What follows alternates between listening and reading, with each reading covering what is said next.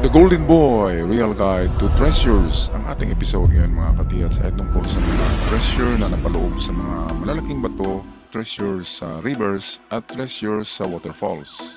Paano nga ba natin malaman na mayroong treasure dito? Mamaya atin ipapakita ang diagram nito. Pero bago pa man yan, ako'y shout out muna. Okay, shout out tayo kina Aldrin Jacinto, Christian Lozada, Kawan Heart TV. Shout out din kay Danny Flores, User VO50, Joy Navarro, Kawan Heart, Madan Kanunigo, Tating Nalimansalay. Shout out din kay Marco Hungkulada, Pangu Silvester, Vic Michael Pagute, Cirilo Jaom Yumer, Anwebo, kay Gerald Lanterna. Shout out kay Robert Cabonilas, Hyacinth Ocfimia, Edgar Lagarto, Erwin Tatad, Elmer Lozano, Desiderio Lamsin, Johnny Dacer, Wang Bu, Rico Mausisa, and lastly kay Arnel Lapor at Pedrito Ray. At sa mga hindi nabanggit na pangalan, shout out sa inyong lahat mga katiyats. Tayo na ngayon magpatuloy sa ating episode. Okay mga katiyats, ang ating topic ngayon ay tungkol sa treasure enclosed or inside the rock. Itong mga giveaway or small stash of treasures na inilagay sa loob ng bato. Ano bang klaseng mga bato ang ginagamit? Okay, karamihan ng bato na ito ay malalambot na klase, katulad ng coral stone sa dagat, sandstone, limestone.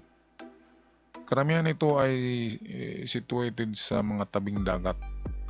Ang mga coral stone na malalaki ang binubutas ng hapon.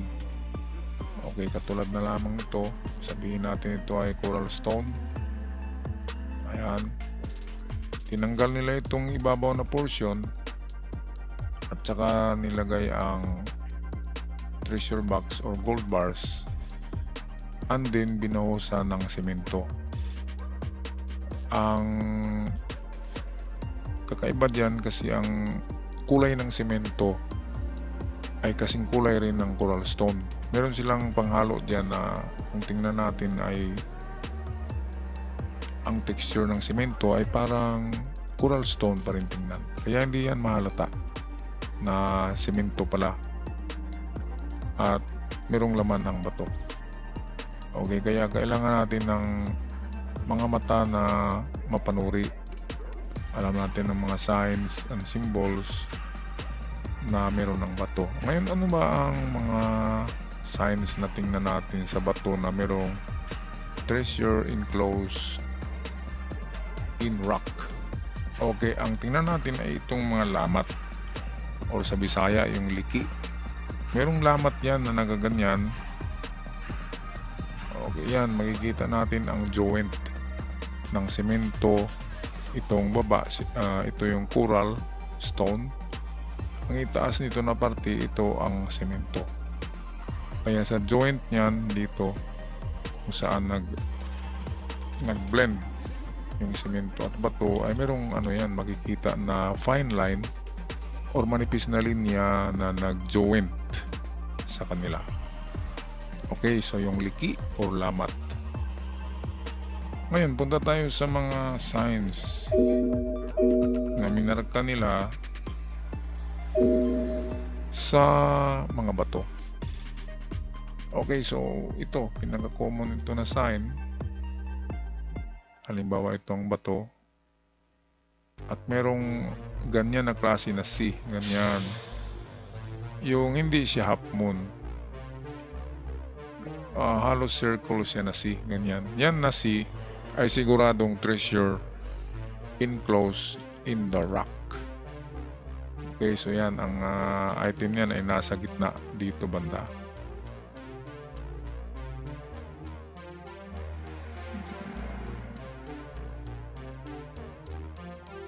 Ngayon, another sign ay itong okay,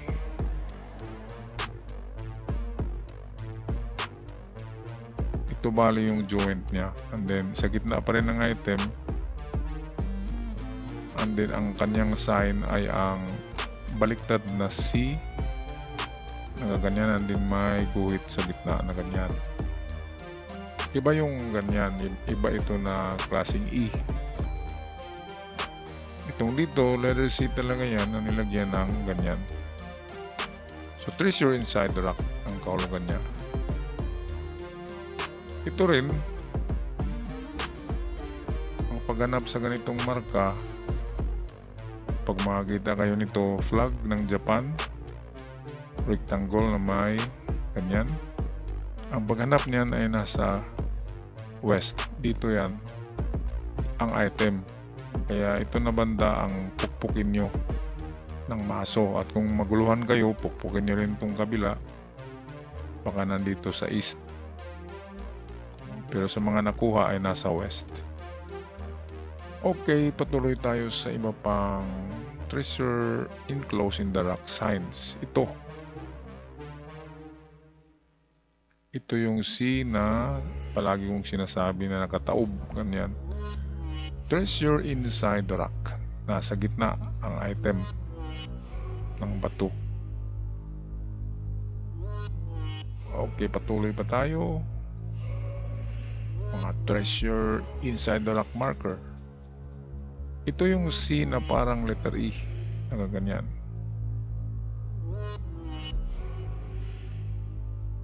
Ang treasure niyan ay nasa gitna pa rin. Kaya tingnan niyo ang bato kapag may ganito, mga lamat, mga liki na nagpalibot sa bato. Siguradong treasure enclosed in the rock. Okay, so susunod ito, dalawang item ang nakalagay kapag ganito na C. So ganito siya na C and then gumanyan siya. Dalawang bareta o dalawang item ang nakalagay diyan. Merong nagsabi, bakit mo alam? Meron kasi akong nito. Itong records na parang libro na compilation ng aking ama, kaya ko nasabi ang ganyan, mga diagrams. Okay, sa ibabaw ng bato na ito ay may butas na 2 inches deep. Bilog yan na butas. So ibig sabihin yan ay imbudo marker. Ang imbudo marker ay nagbibigay yan ng tubig sa loob ng bato. So ang patak ng ulan papasok dyan, and then yung mga gold bars sa loob ng bato ay lalamigan siya ng tubig para hindi ma-deform. Sa sobrang init, nade-deform ang gold bar kasi malambot lang naman ang gold bar. Okay, meron ding sign na kapag sa ibabaw ng bato ang ganito, circle and dot, treasure inside the rock or treasure under. Ito naman mga katiyats, bato ito kahit nakatagilid siya, kapag nakita niyo ito na sign,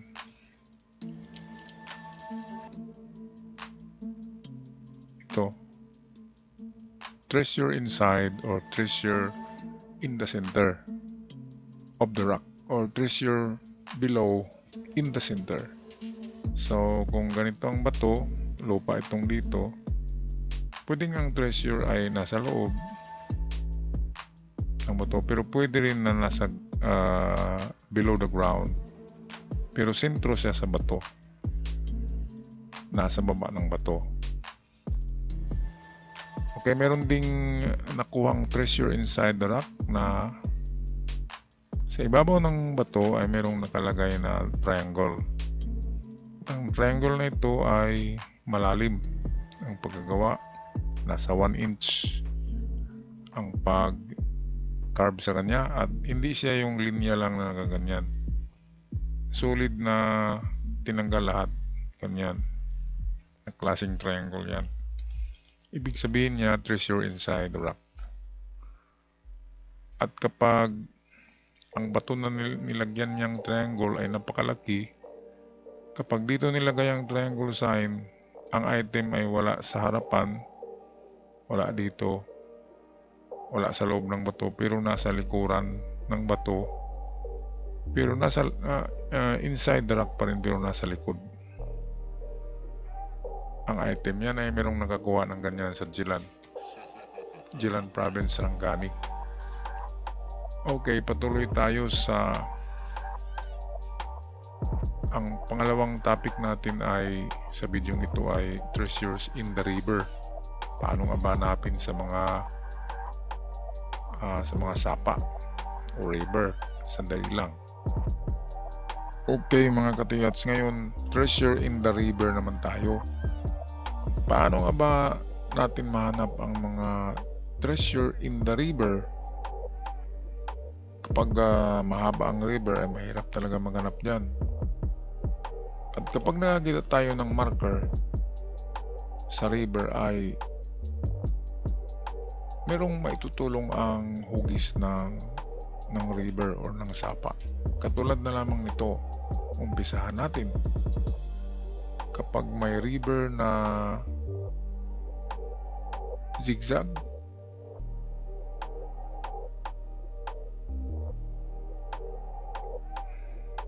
ganyan, parang Z,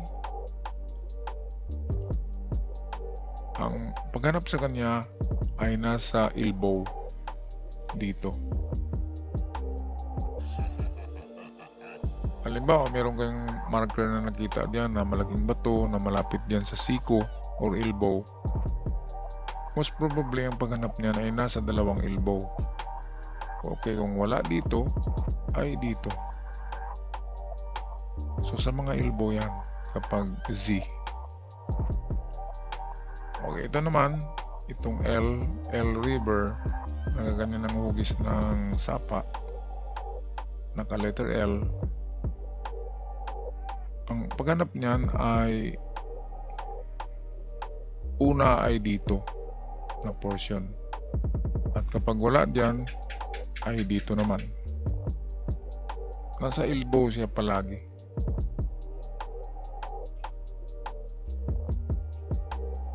Okay, ngayon kapag itong jagged o nagaganyan lang na river, saan ba natin yan hanapin? So ang paghanap sa ganito, ang hanapin na yung pinakasiko. Yung curve niya ay sharp curve. So alin ba dyan? So ito ang pinaka sharp curve. At kung wala dyan ay dito. Pero wala siya dito kasi hindi siya sharp curve. Wala rin dito.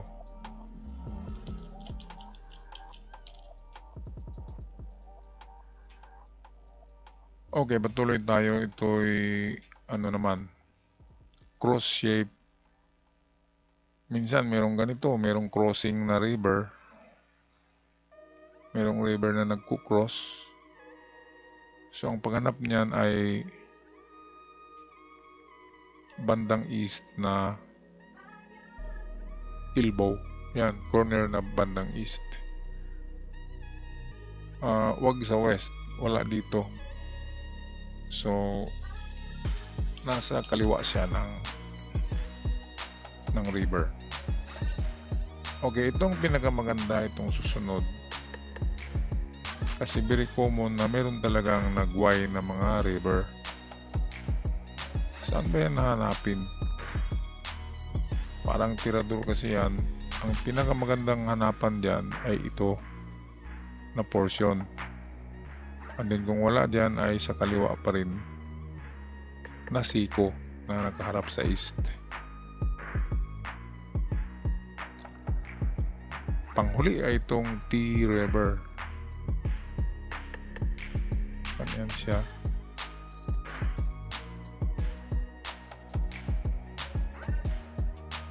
Sa T river. Okay, ang item ay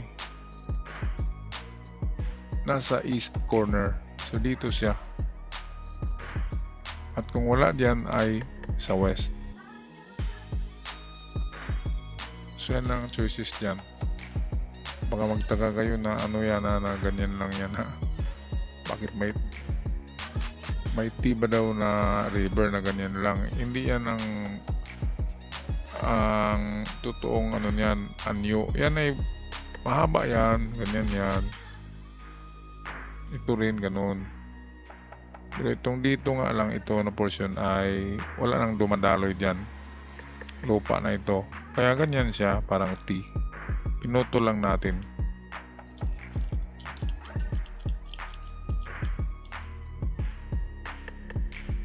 Okay, so dagdagan natin sa tubig itong waterfalls.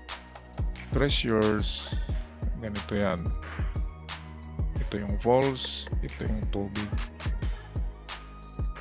na dumadaloy, and then ito yung baba ng falls. So sa ganyang senaryo, saan ba diyan hanapin ng item? Una diyan ay maglagay sila dito sa ibabaw ng malaking bato kasi madaling makita yan. At kadalasan ang bato na yan ay may loob, may laman ang loob, merong laman. So ito yung 1. Ang pangalawa na pagganap dyan ay meron silang nilalagay na bato sa gilid ng bagsakan ng tubig. So pwede dito ang isa. Malalaman mo na yan yung bato na may laman